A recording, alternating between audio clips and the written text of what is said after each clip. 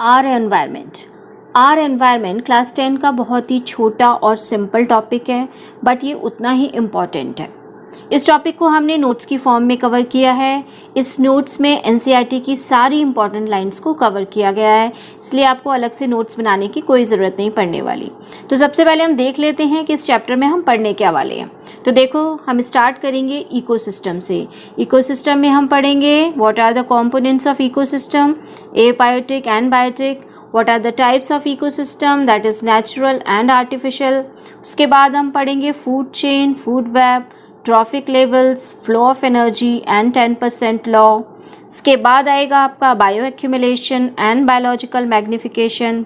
फिर हम पढ़ेंगे ozone layer and it's depletion, और लास्ट में हम पढ़ने वाले हैं वेस्ट मैनेजमेंट के बारे में, जिसमें आएंगे आपके biodegradable waste and non biodegradable waste. Let's start with the environment. Environment किसको बोला जाता है? तो देखो, जो भी चीज़ आपके आसपास होती है वही आपका एनवायरनमेंट कहलाता है। तो इसकी डेफिनेशन क्या हो जाती है? All physical surroundings on earth is called environment. इस सराउंडिंग्स में आपके लिविंग ऑर्गेनिजम्स भी आते हैं और नॉन लिविंग थिंग्स भी आती हैं। तो देखो, जैसे ये आपकी अर्थ है, तो आपको पता है ये अर्थ पे क्या होता है? एयर होती है, लैंड होता है और वाटर होता है। तो जो अर्थ पे एयर वाला पार्ट होता है उसको बोलते हैं एटमॉस्फेयर।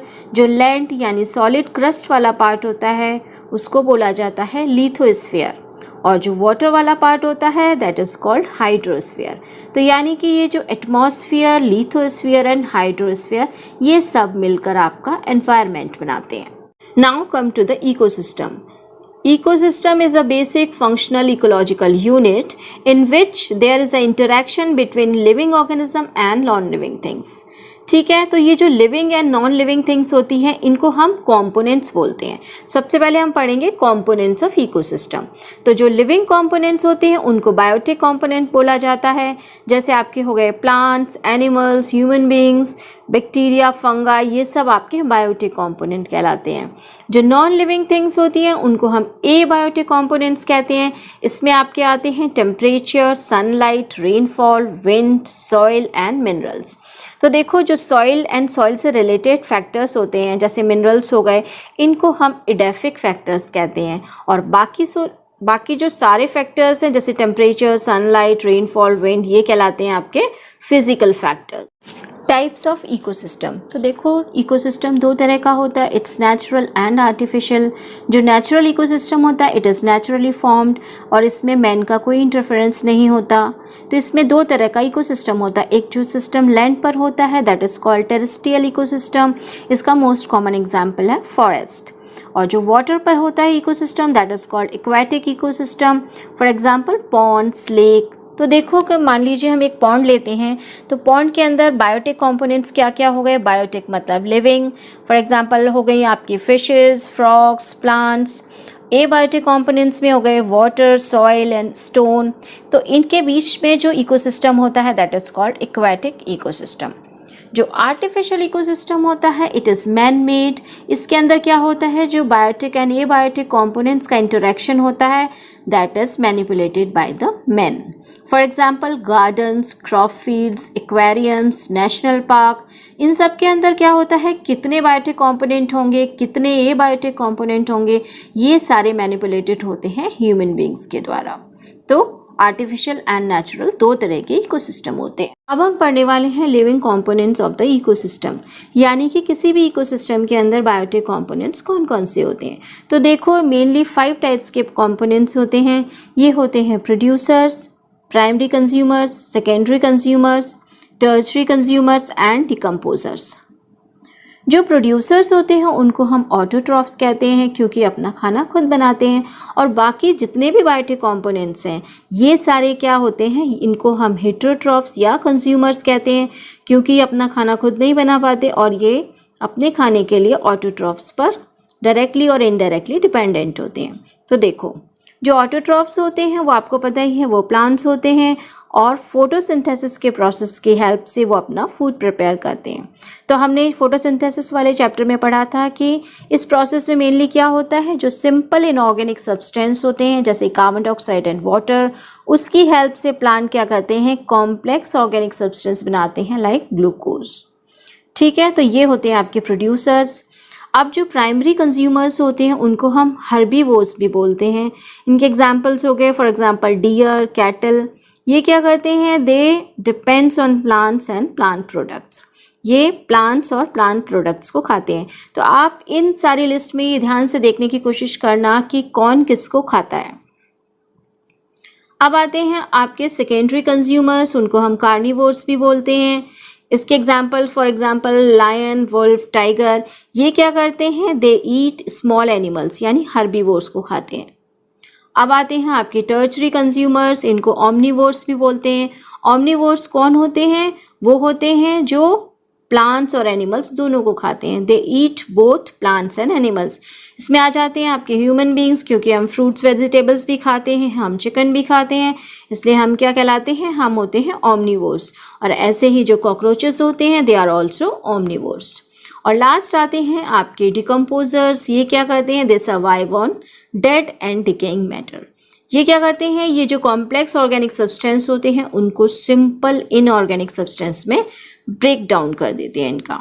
ठीक है, तो इस तरह से ये 5 टाइप्स के डिफरेंट बायोटिक कंपोनेंट्स हमारे इकोसिस्टम में होते हैं। Now come to the food chain. तो देखो फूड चेन क्या होती है। बेसिकली आपने अभी जो 5 डिफरेंट टाइप्स के बायोटिक कंपोनेंट्स देखे थे वही आपस में मिलकर एक चेन बनाते हैं और उसी चेन को हम फूड चेन कहते हैं। तो इसकी डेफिनेशन क्या होती है, it is the sequential process of eating and being eaten.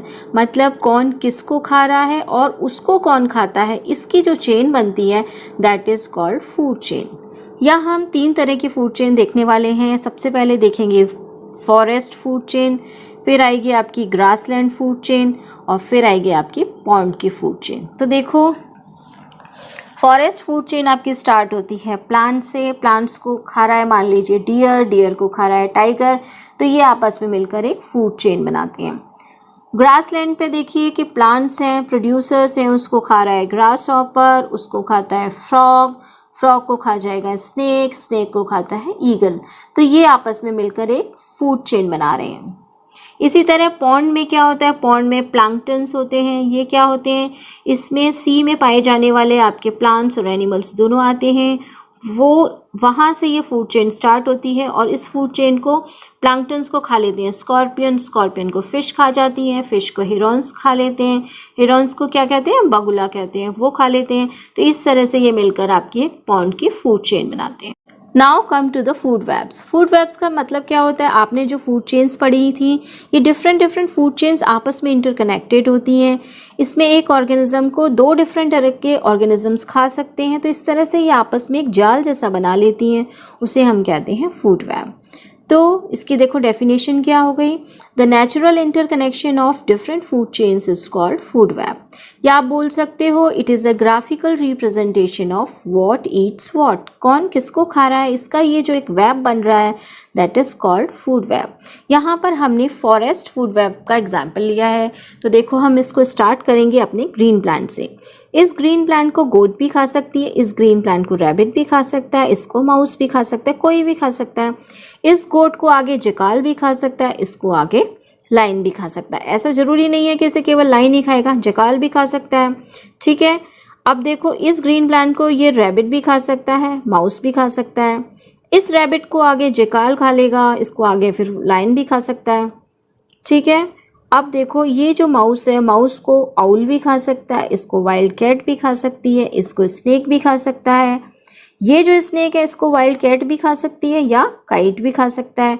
तो ऐसा जरूरी नहीं है कि इस स्नेक को हमेशा काइट ही खाएगी, इसको वाइल्ड कैट भी खा सकती है। तो इस तरह से ये सब आपस में मिलकर एक इंटरकनेक्शन बनाते हैं, this is called food web.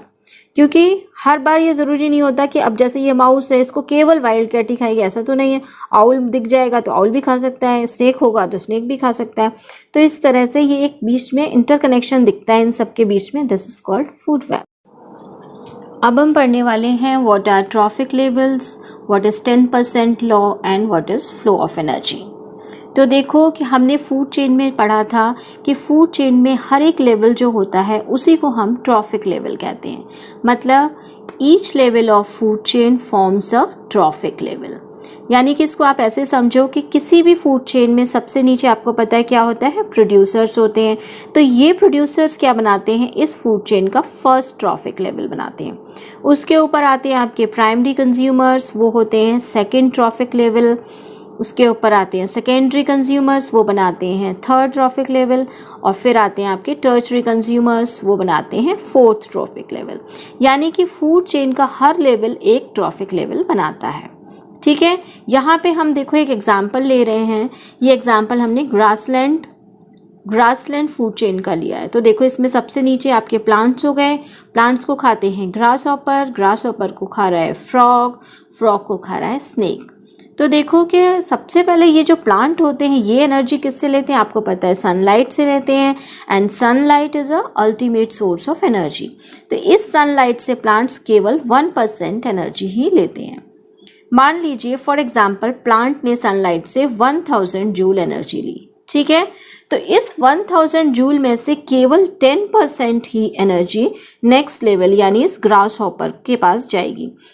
बाकी एनर्जी का क्या होगा, बाकी एनर्जी जो होगी ये प्लांट अपने रेस्पिरेशन में, रिप्रोडक्शन में, ट्रांसलोकेशन में, इन सारे प्रोसेसेस में खर्च कर देगा। यानी कि जब ये ग्रास हॉपर इस प्लांट को खाएगा तो उसके पास 1000 में से केवल 100 जूल एनर्जी आएगी। अब इस 100 जूल एनर्जी से नेक्स्ट लेवल पे, मतलब फ्रॉग इसको खाने वाला है तो उसके अंदर केवल 10 जूल एनर्जी आएगी। क्यों, बाकी एनर्जी कहाँ गई, बाकी एनर्जी इस ग्रास हॉपर ने अपने जितने भी लाइफ प्रोसेसेस थे, रेस्पिरेशन, रिप्रोडक्शन, सर्कुलेशन, उसमें यूज़ कर ली। तो इस तरह से आपने देखा कि हर नेक्स्ट लेवल में केवल 10% एनर्जी ही पास ऑन हो रही है। तो ये 10% लॉ क्या हो गया, only 10% of energy of an organism is available for transfer to the next higher trophic level is called 10% law। यानी कि हर लेवल से ऊपर लेवल तक जाने में केवल 10% एनर्जी ही पास ऑन होती है। बाकी एनर्जी वो ऑर्गेनिज्म अपने लाइफ प्रोसेसेस में खर्च कर देता है। ठीक है, अब देखते हैं what is the flow of energy. तो आपने देखा कि sunlight is the ultimate source of energy. इस सनलाइट का 1% पार्ट प्लांट ले लेते हैं और ये एनर्जी फिर आगे ट्रॉफिक लेवल्स में ट्रांसफर होती जाती है। तो देखो मोस्ट इम्पॉर्टेंट थिंग ये है कि जो एनर्जी का फ्लो होता है इट इज़ ऑलवेज यूनिडायरेक्शनल। यानी कि एनर्जी प्लांट से यानी प्रोड्यूसर से प्राइमरी कंज्यूमर्स के पास जाएगी, प्राइमरी कंज्यूमर से सेकेंडरी कंज्यूमर्स के पास जाएगी। कभी भी ऐसा नहीं होगा कि इस एनर्जी का फ्लो सेकेंडरी से प्राइमरी कंज्यूमर में हो रहा, प्राइमरी कंज्यूमर से प्रोड्यूसर्स के पास वापस आ रही, ऐसा नहीं होता। It is always unidirectional. ठीक है, ये मोस्ट इम्पॉर्टेंट थिंग्स है इस चीज़ की। और देखो कि यहाँ पर ये जो आपकी हमने फ्लो ऑफ एनर्जी दिखाया या ये जो ट्रॉफिक लेवल्स दिखाया, इसकी शेप पिरामिड शेप की क्यों होती है, क्योंकि देखो कि कोई भी फूड चेन होती है वो ऑलवेज प्रोड्यूसर्स यानी प्लांट से स्टार्ट होती है। यानी कि जो फर्स्ट ट्रॉफिक लेवल होता है उसी पर सबसे ज़्यादा ऑर्गेनिजम्स होते हैं, उनका नंबर सबसे ज़्यादा होता है। जब हम उससे ऊपर जाते हैं सेकेंड ट्रॉफिक लेवल में एंटर करते हैं, यानी कि प्राइमरी कंज्यूमर्स जो आते हैं उनका नंबर प्रोड्यूसर से ऑलवेज कम होता है। फिर हम और ऊपर जाते हैं तो सेकेंडरी कंज्यूमर्स का नंबर प्राइमरी कंज्यूमर से कम होता जाता है।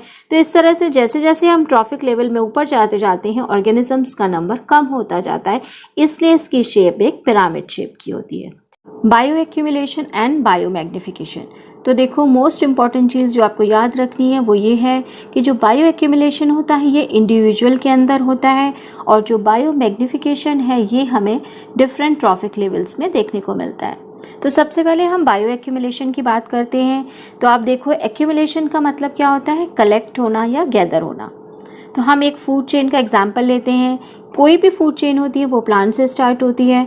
फॉर एग्जाम्पल किसी फार्मर का हमने क्रॉप फील्ड का एग्जाम्पल ले लिया। तो फार्मर क्या करते हैं, अपने क्रॉप फील्ड के अंदर यानी कि अपने खेत के अंदर उनके प्लांट्स के अंदर डिजीजेस ना हो, पेस्ट ना उनमें लगे, तो उसके लिए उनमें पेस्टिसाइड्स का स्प्रे करते हैं। ये पेस्टिसाइड्स फिर क्या होते हैं, ये या तो सॉइल में चले जाते हैं या वाटर बॉडीज़ में चले जाते हैं।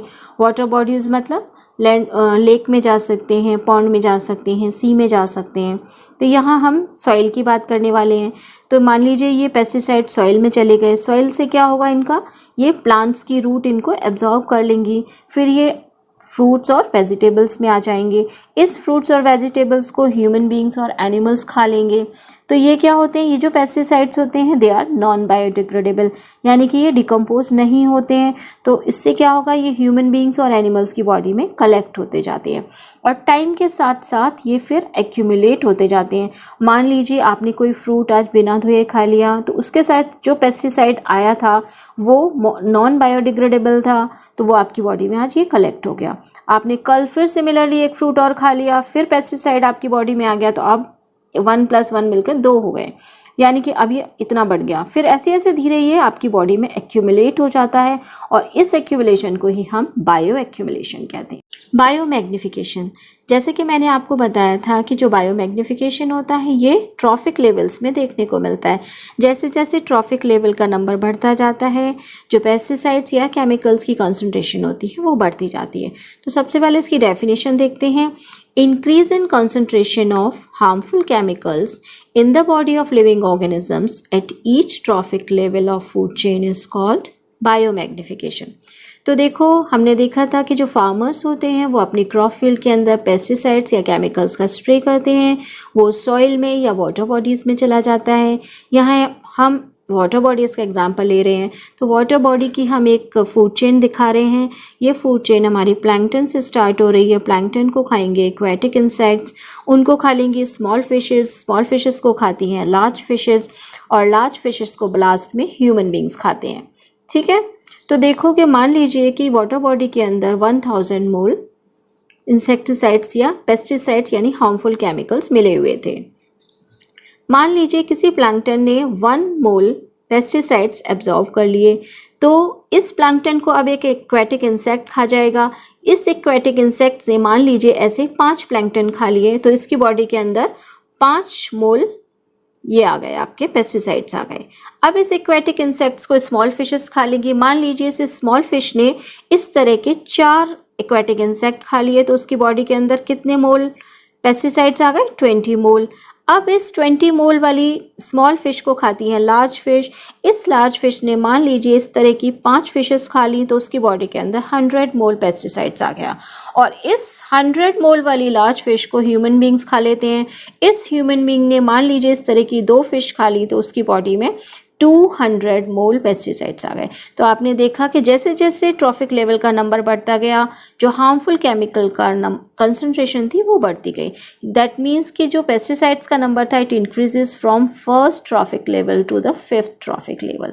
इसी को हम बायोमैग्निफिकेशन कहते हैं और यही इसकी डेफिनेशन थी। That means increase in concentration of harmful chemicals in the body of living organism at each trophic level of food chain is called biomagnification. Now come to the second last topic of this chapter, our environment is ozone layer and it's depletion.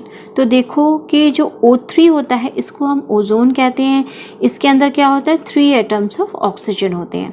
आप सबको पता है कि जो O2 होता है that is oxygen, it is essential for all aerobic forms of life.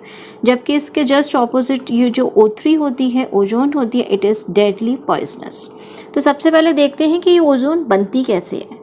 आपको पता है कि हमारी अर्थ के चारों तरफ एटमॉस्फेयर होता है जिसके अंदर डिफरेंट गैसेस होती हैं। इसमें मेनली नाइट्रोजन एंड ऑक्सीजन होती है। तो देखो कि जब इस एटमॉस्फेयर की जो हाईएस्ट लेयर होती है सबसे ऊपर क्या होता है, ये लेयर ओजोन की होती है। और ये बनती कैसे है कि ऊपर की लेयर में जो ऑक्सीजन होती है इसके ऊपर जब अल्ट्रावायलेट रेस पड़ती है तो वो इस ऑक्सीजन को डिवाइड कर देती हैं सिंगल ऑक्सीजन के एटम में। यानी कि इस ऑक्सीजन के ऊपर जब ये अल्ट्रावायलेट रेस पड़ती हैं तो ये इसको सिंगल ऑक्सीजन एटम में डिवाइड कर देती है। और ये जो सिंगल ऑक्सीजन का एटम होता है जब इस ऑक्सीजन से कंबाइंड करता है तो ये ओजोन बना लेता है, O3 बना लेता है। और ये इसलिए O3 की लेयर सबसे ऊपर वाली हाईएस्ट लेयर में होती है।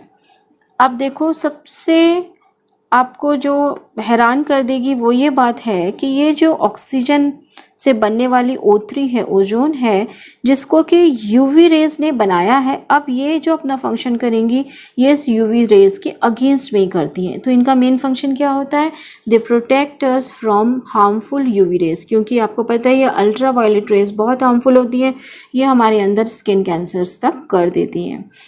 तो ये जो ओजोन की लेयर होती है ये हमें अल्ट्रावायलेट रेज के हार्मफुल साइड इफेक्ट से बचाती है। बट सिंस 1980s क्या देखा जा रहा है, there is a sharp depletion in ozone layer और इसका मेन कल्प्रिट माना जाता है क्लोरोफ्लोरोकार्बन्स को, जिनको हम CFCs कहते हैं। ये जो गैस है ये मेनली रेफ्रिजरेटर्स और फायर एक्सटिंग्विशर्स में यूज़ होती है। तो 1987 में UNEP ने क्या डिसाइड किया था, ये क्या होता है यूनाइटेड नेशंस एनवायरमेंटल प्रोग्राम। इसमें ये डिसाइड किया गया था कि अब से वर्ल्ड के अंदर जितने भी रेफ्रिजरेटर्स बनाए जाएंगे they should be CFC free, जिससे कि हमारी इस ओजोन लेयर को डिप्लीट होने से बचाया जा सके। क्योंकि ये जो क्लोरोफ्लोरोकार्बन्स होते हैं ये क्या करते हैं, धीरे धीरे इस ओजोन लेयर के अंदर होल करते रहते हैं, तो इसलिए ये लेयर डिप्लीट होती जा रही है। ठीक है, now come to the last topic of this chapter, that is type of waste. आपको पता ही है कि वेस्ट दो टाइप के होते हैं, बायोडिग्रेडेबल एंड नॉन बायोडिग्रेडेबल। जो बायोडिग्रेडेबल वेस्ट होते हैं ये क्या होते हैं, ये ब्रेक डाउन हो जाते हैं या डिकम्पोज हो जाते हैं by the action of micro organisms. इनके एग्जाम्पल्स होते हैं आपका जो डोमेस्टिक सीवेज का वेस्ट होता है, एग्रीकल्चरल रेजिड्यूज होते हैं, पेपर होते हैं, फूड होते हैं, ये सारे डिकम्पोज हो जाते हैं, इसलिए इनको बायोडिग्रेडेबल वेस्ट कहते हैं। इसके ऑपोजिट जो नॉन बायोडिग्रेडेबल वेस्ट होते हैं ये क्या होता है, ये डिकम्पोज नहीं होते हैं, इसलिए ये धीरे धीरे एक्यूमुलेट होते जाते हैं आपके एनवायरनमेंट में। मोस्टली ये इनर्ट फॉर्म में पड़े रहते हैं बट कभी कभी ये हार्मफुल भी होते हैं। इनके एग्जाम्पल्स क्या क्या होते हैं, प्लास्टिक्स होते हैं, DDT, glass bottles, metal cans, polythene bags, synthetic fibres, ये सारे नॉन बायोडिग्रेडेबल के एग्जाम्पल्स होते हैं। ये कभी भी डिकम्पोज नहीं होते हैं और ये एनवायरनमेंट में धीरे धीरे एक्यूमुलेट हो जाते हैं। तो इसलिए जो वेस्ट का मैनेजमेंट होता है इट इज़ वेरी इंपॉर्टेंट। तो अब पार्ट आता है managing the garbage. Waste management में मोस्ट इंपॉर्टेंट पार्ट है मैनेजिंग द गार्बेज, यानी कि वेस्ट का डिस्पोजल कैसे करना चाहिए। It should be discarded separately, यानी कि आपको जो बायोडिग्रेडेबल वेस्ट है उसको अलग डस्टबिन में डालना चाहिए, जो नॉन बायोडिग्रेडेबल वेस्ट है उसको अलग डस्टबिन में डालना चाहिए। इससे क्या होता है, इनके सेग्रीगेशन में टाइम और एनर्जी दोनों ही कम लगते हैं and they can be disposed of very quickly. ठीक है, इसी के साथ आर एनवायरनमेंट वाला चैप्टर खत्म हो जाता है। आई होप आपको समझ आया होगा। अगर आपको समझ आया है तो प्लीज़ मेरे चैनल को लाइक एंड सब्सक्राइब कीजिए। Thank you.